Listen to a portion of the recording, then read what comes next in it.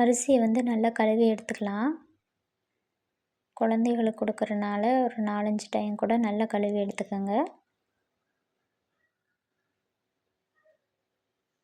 நல்லா கழுவி எடுத்தாச்சு.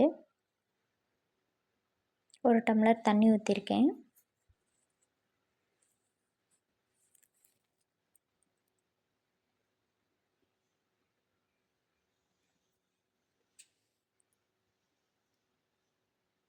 இது வந்து பொங்கி வரும், அதனால சிம்மில் தான் வச்சுருக்கேன். சீக்கிரமாகவே வெந்துடும்.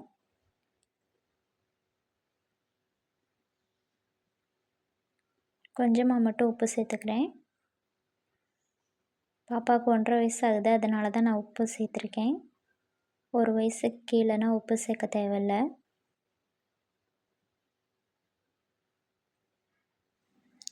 நல்லா வெந்துருச்சு.